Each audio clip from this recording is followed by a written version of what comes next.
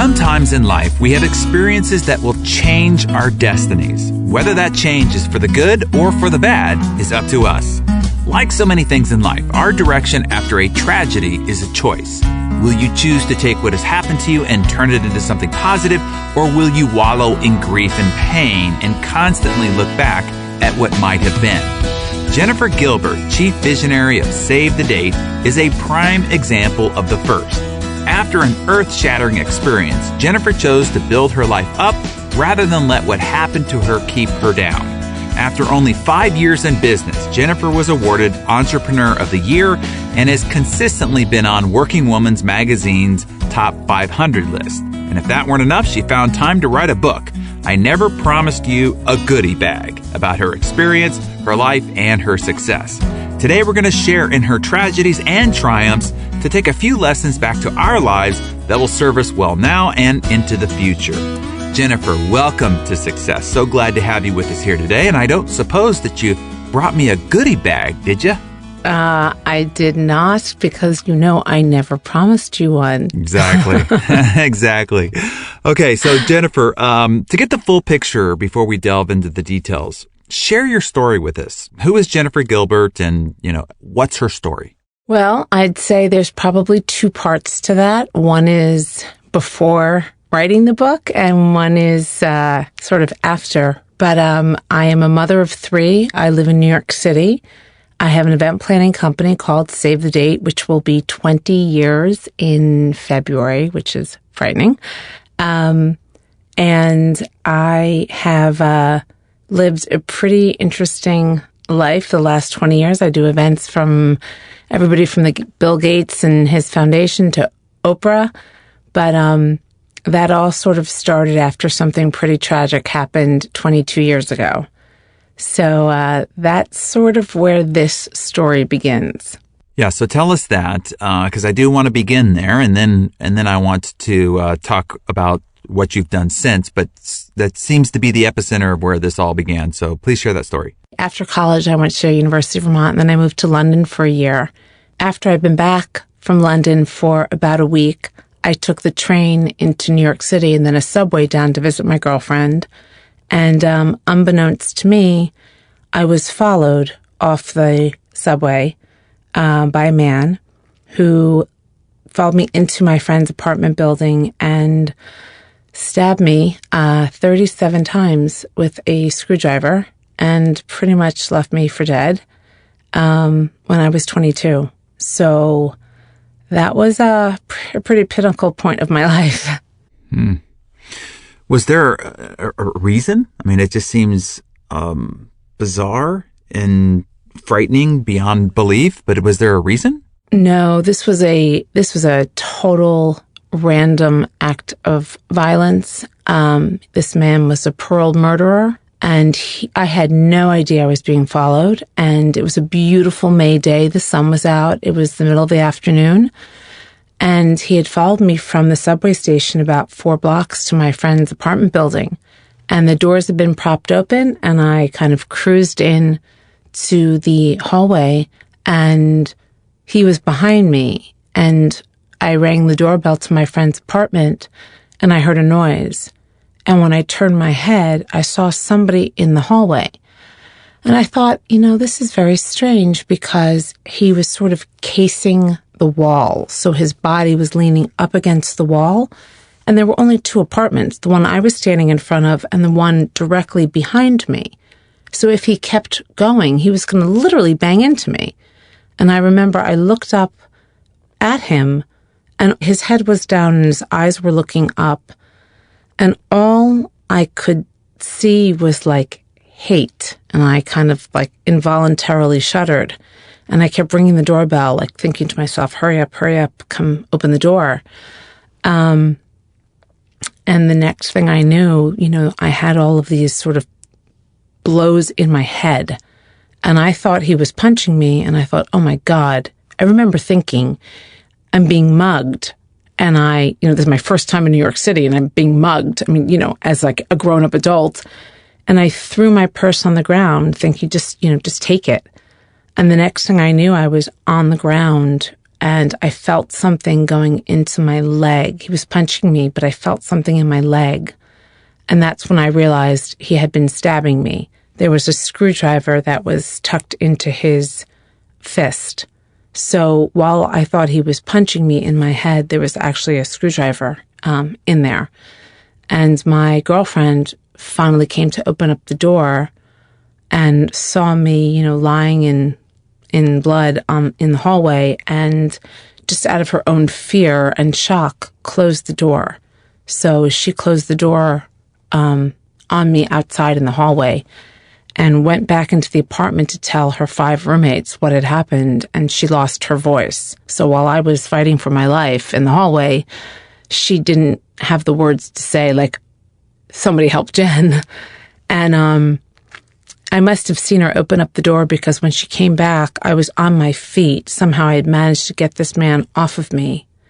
And she opened up the door, and I stood up, and I ran inside, and I kind of pushed my friend to the side, and I turned around in the apartment, and he was behind me. So he had followed me into the apartment, and he was chasing after me, and I thought, I am dead. Like this, I was still trying to figure out what he wanted, and it continued on. He chased me onto the sofa, and it continued. So I'm definitely lucky to be alive. I can't imagine any of our listeners having gone through anything close to what you just described there. Although I'm sure many of them have had their difficulties in life. And so I ask you this only to see if there's something that might be helpful to somebody else. What were you thinking during and after this? What were the emotions that you were struggling with? And then what helped you eventually to move past this? Because obviously you have the reason why we're having you featured in Success is because you are, in fact, this great success now. So what were you thinking and feeling at the moment, and what helped you get past it? At the moment, I think it was just complete shock and disbelief. I mean, and shame and anger. I think I felt, ashamed in some way, even though there was nothing I could have done. I mean, I didn't know, but when you're chosen and picked and followed, and, someone tries to, kill you in the most violent way possible, you think, what have I done in my life to deserve this? Like, why me? And you can have a pretty big pity party for yourself. And I think while maybe people haven't been through exactly what I've been through, I think everybody has a story. I think everybody has something in their life that's relative to them, where they can feel that it's happened to them, where they feel victimized. I definitely felt at that point when that happened, I mean, I was 22, I had my whole life in front of me. And I thought, my life is over. Like, I will never have joy. And I now am, you lose your innocence. I was like, the world is not a good place. What have I done to deserve this? I mean, there's so many questions of why me, why me? And then I think your life can take 2 roads. I think people can stay there and they get stuck and they get angry and they get bitter and they stay stuck. Or, I think that for me, I just decided. I mean, there was one day where I just sort of woke up and I said, enough already. And I thought, if this man alters my life and takes me away from what I wanted and this fabulous life that I envisioned, then he might as well have killed me, because I need to move on and I need to get over this, because I have the rest of my life to live. And that had a lot to do with my career path and what I chose to do with my life. I often talk about the philosophy of having and taking 100% ownership of your life, and the one of the 3 ways of which to do so is you're not responsible for what happens to you, but you are responsible for how you respond. And that's the transition that it sounds like that you made, is that you finally decided to take ownership of the response. 100%. I mean, I think the biggest lesson that I learned from all of this, and if it's to help anyone out there, it's that you cannot control sometimes what happens to you. Things happen all the time.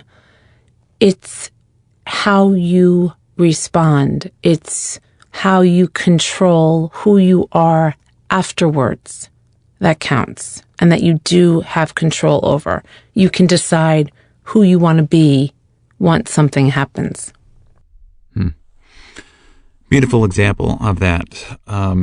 So I'm curious why you decided to write a book now when you kept the story from the public for so long. I imagine writing the story out must have been like opening up an old wound, and you had to relive it. And now, as a result of this story being so compelling and so powerful, you're having to retell it, and as part of which you are reliving it over and over again. So what made you decide to actually come out with a story, write a book, and share this publicly? Well, after I decided that I was going to never talk about this again, because I kind of thought at that point, okay, it happened, it's done, it's over, and, now what am I going to do?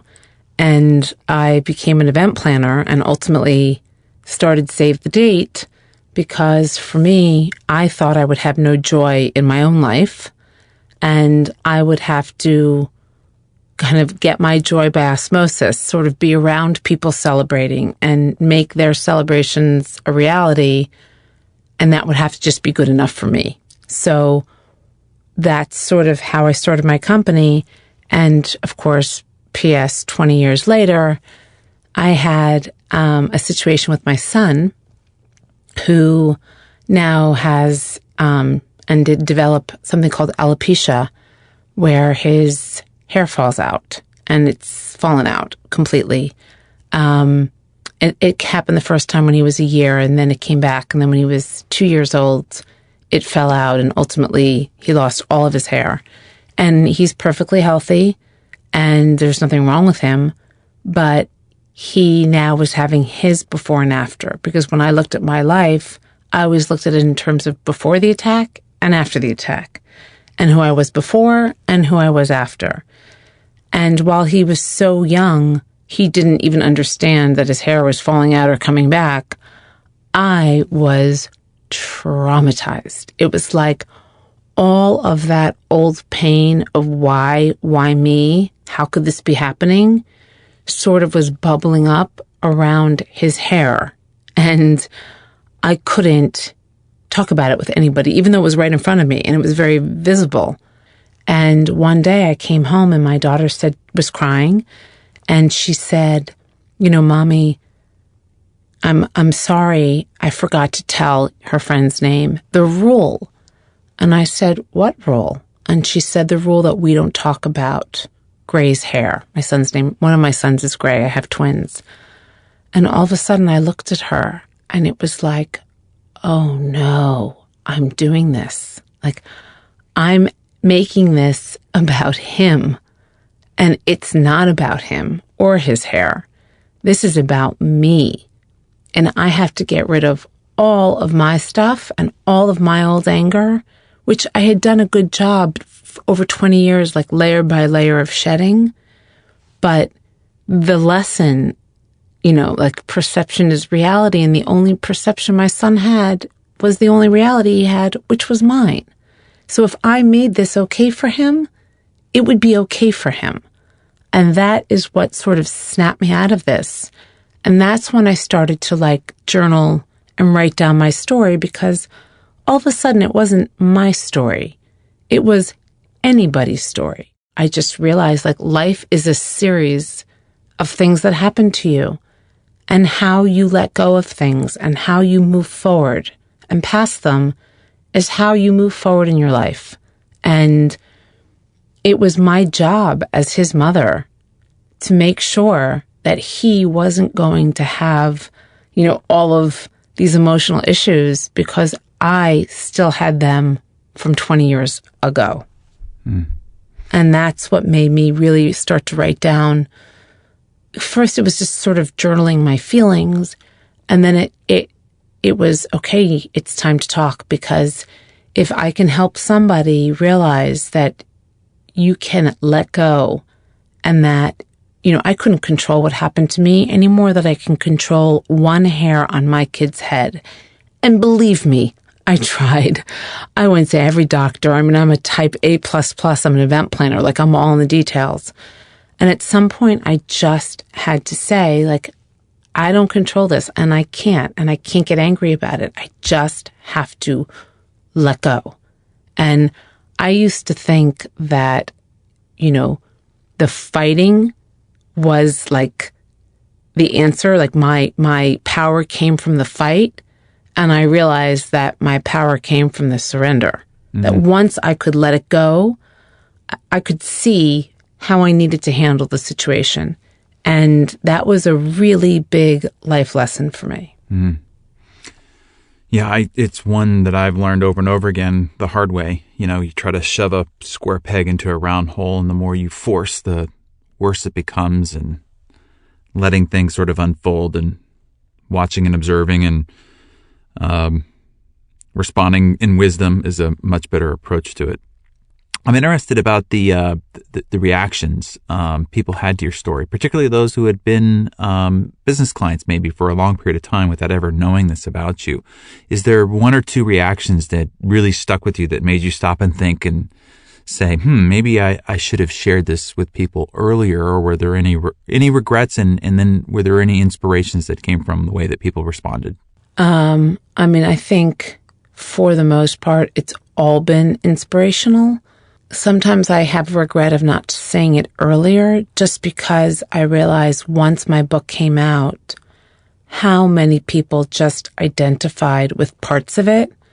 And, as I had said before, everybody goes through something in their life. It could be health. It could be divorce. It could be weight loss. It could be, anything. And I think it's just a general outlook of not getting stuck. And I think sometimes we're going around and around in circles trying to figure out why, or what the answer is, or why me, and being angry and being bitter.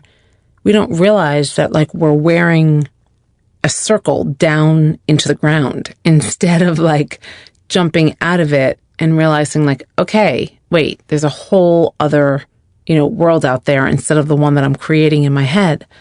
And I think that once I told this story, my clients have known me for years. They were just, so sad for me that I had to go through that.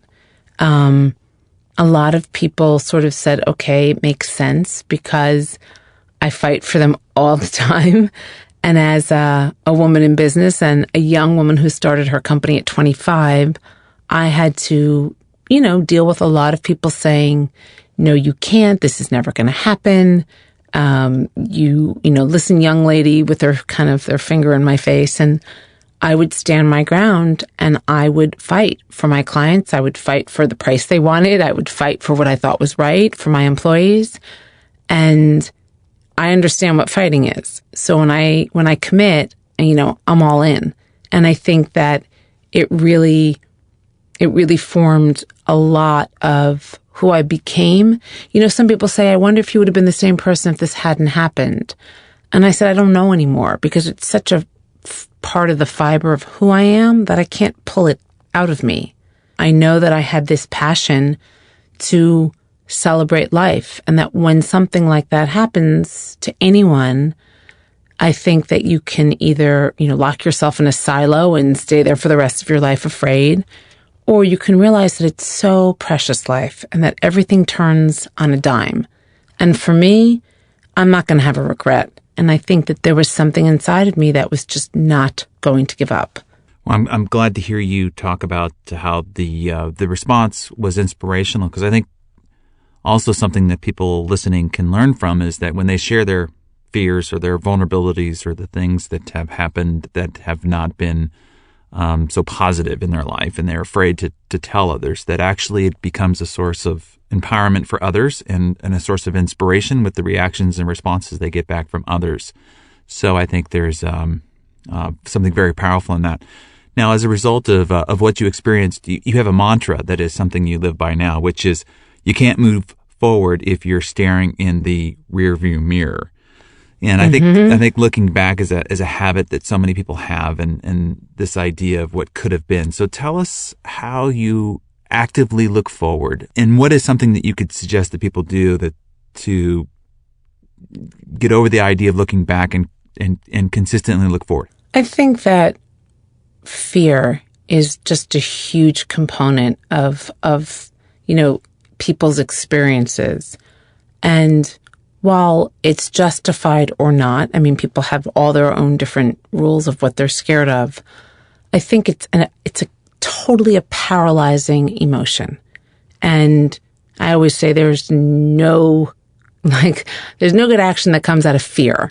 I think, sometimes your body's telling you something that you need to listen to, but listen and then act, because a lot of it is self-created. A lot of it is just your mind telling you what you cannot do. And I think I sort of flip the paradigm of that and think, okay, let's just pretend it's all going to be fine. Like if at the end of my life, or at the end of this month, or at the end of this business venture, whatever it is, if it all worked out, then yay, great. And why shouldn't I spend that time assuming it's going to all be okay, when ultimately there's only so much you can have control over? I can have control over my own actions.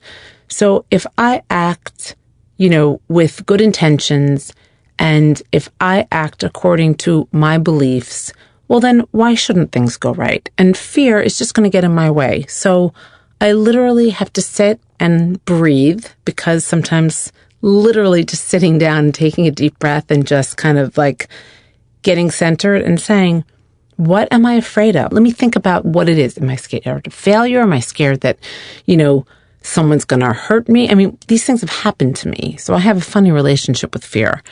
But I think that if I don't try, I will live my life looking in the rearview mirror. I will live my life behind me.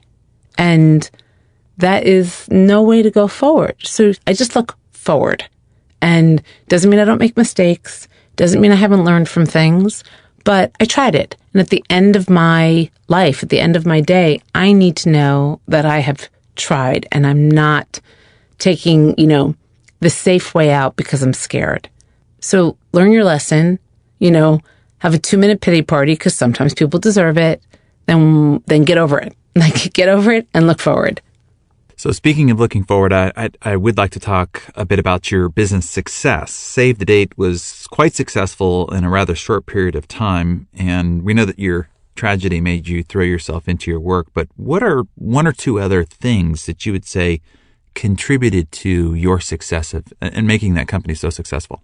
Well, I think definitely in the beginning, work was the biggest distraction. I mean, Save the Date, I think just thinking it through, and we were successful because I had flipped the business model and kind of came up with a new way of doing business. But I think also really winning that award, I think in a way made me realize, wait a minute, I have a business here. I don't know, I think at that point that I won the award, I had maybe $8-9 million in sales. I had 5 people working for me. My business was maybe 4 or 5 years old. And I think I was just running at full force thinking, this is just me with a bunch of, helpers. And I realized, it's not just me anymore, and we're building something here. And I think that once I sort of stopped and thought, okay, well, who am I as a leader? And I took classes. I went into a program called The Birthing of Giants up at MIT. I really had to learn how to be a manager and how to learn how to run a business. And I sat down with my employees. They were probably the only people that I had told my story to, because I needed them to understand who I was and why I was so committed to every party that I planned and every client that we had. I think that sort of helped, all of that helped me become a better leader. I think that I found mentors and now I mentor. I think that's such an important part of the process. Like, I don't know what I don't know. And I admit that. And I think, I outsource everything but my soul. So if I don't do it really, really, really well, I want the person who does it better than me. And so I have really learned to give up a lot of the control that entrepreneurs sort of have in the beginning where they think like, I can do everything better than everyone else. I realized like, these are the qualities that I'm good at, and I'm going to find people that are better than me at the things that I'm not as good at. And I think that realization helped me grow, and it helped my business grow. And, we opened up other offices in other cities, and then we grew even more.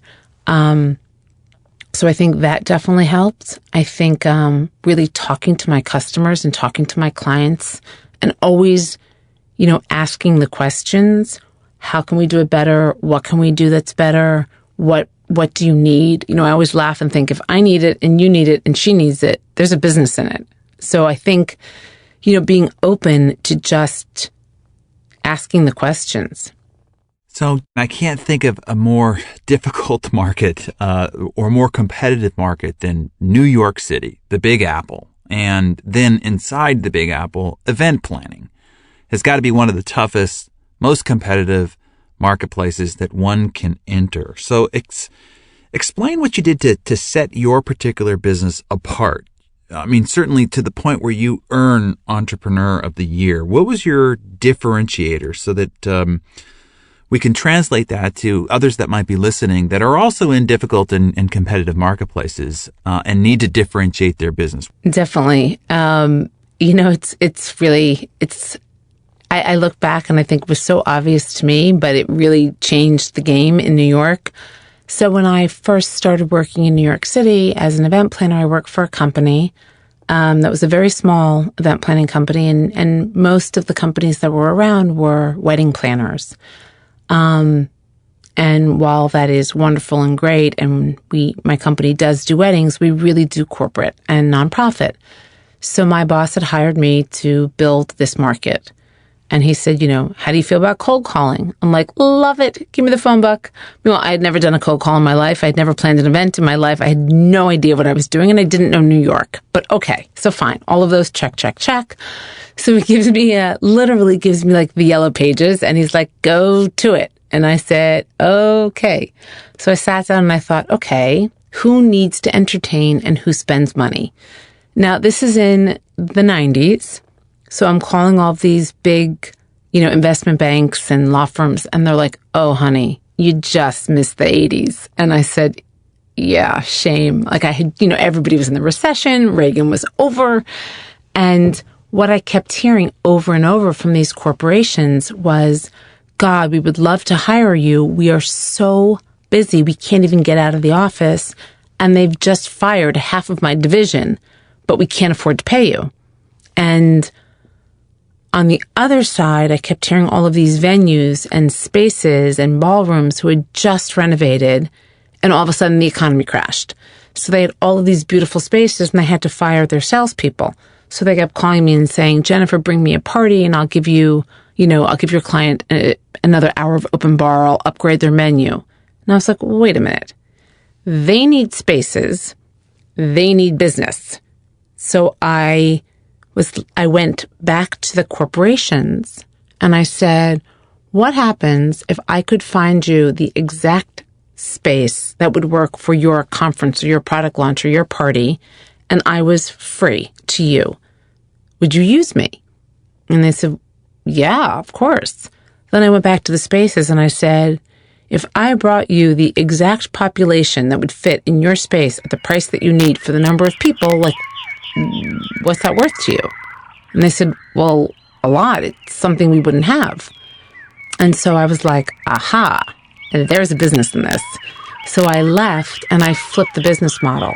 So I was paid and retained by the spaces to sort of be a location and marketing service.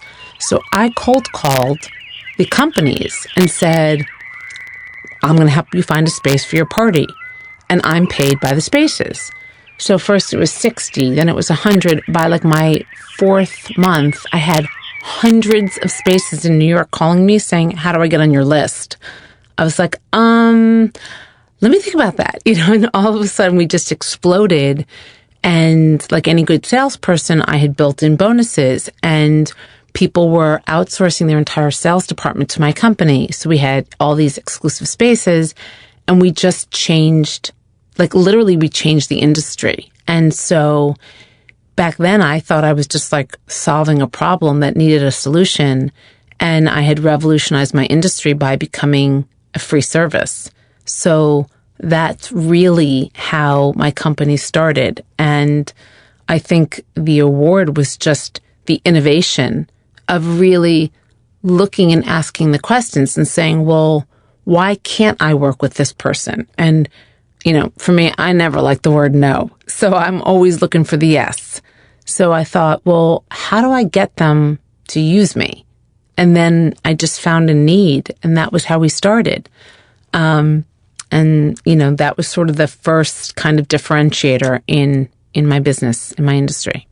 Yeah. So the two key points there is asking questions. Why is this the way it is, and then matching needs is what you did there. And so yeah, it seems obvious, but it's always the obvious things that people miss that could be the big breakthroughs.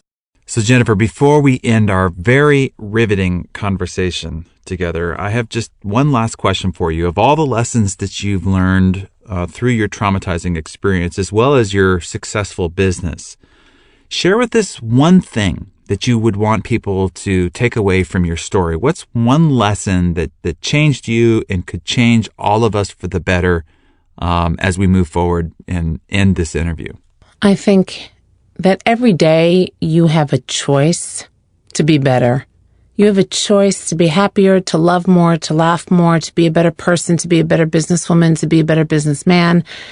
If you are stuck in your own way and you kind of know you're there, you can decide like, okay, enough. I'm sick of being angry, or I'm sick of being upset, or I have to get over the fact that I made a bad business decision and move on. And every day is a new day.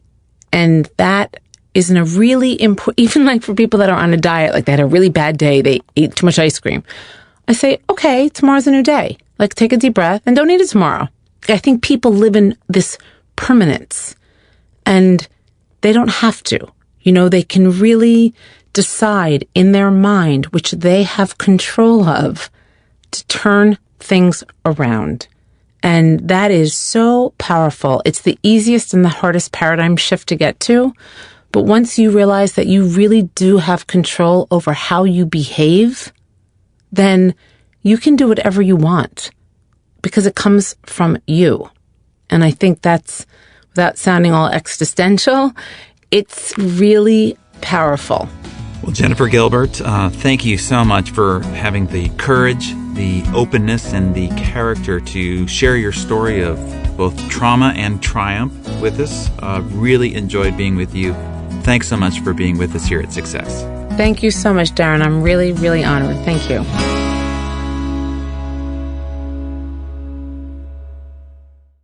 Success Magazine Audio, copyright Success Media, all rights reserved.